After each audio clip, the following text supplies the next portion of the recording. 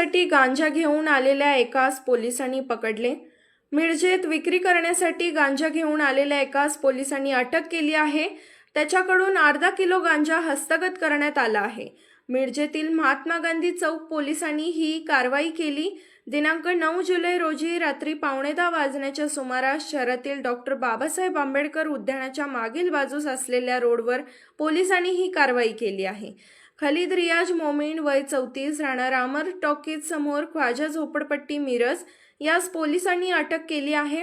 त्याच्याकडून 536 ग्रॅम वजनाचा गांजा व दुचाकी असा सुमारे 43,400 रुपये किमतीचा मुद्देमाल जप्त करण्यात आला आहे। नशेखोरी व अंमली पदार्थ विक्री वितरण रोखण्याच्या अनुषंगाने महात्मा गांधी चौक पोलीस रेकॉर्डवरील गुन्हेगारांच्या हालचालीवर लक्ष ठेवून होते। खलीद मोमीन हा गांजा विक्री करण्यासाठी घेऊन येणार असल्याची गोपनीय माहिती पोलीस नाईक नानासाहेब चंदनशिवे यांना मिळाली। महात्मा गांधी चौक पोलीस ठाण्याचे प्रभारी सहाय्यक पोलीस निरीक्षक संदीप शिंदे यांनी तात्काळ पोलीस पथकाला कारवाईचे आदेश दिले।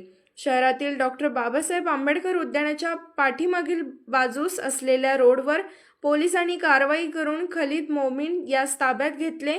सहाय्यक पोलीस निरीक्षक संदीप शिंदे, पोलीस उपनिरीक्षक विश्वजित गाडवे, हेड कॉन्स्टेबल अभिजित धनगर, सचिन कुंभार, सर्जेराव पवार, नानासाहेब चंदनशिवे, जावेद शेख, विनोद चव्हाण, मोहसिन टीनमेकर, राजेंद्र हारगे, अमोल तोडकर, रामकृष्ण सुरवसे, सुनील माने, सतीशकुमार पाटील, देवानंद नागरगोजे यांनी ही कारवाई केली।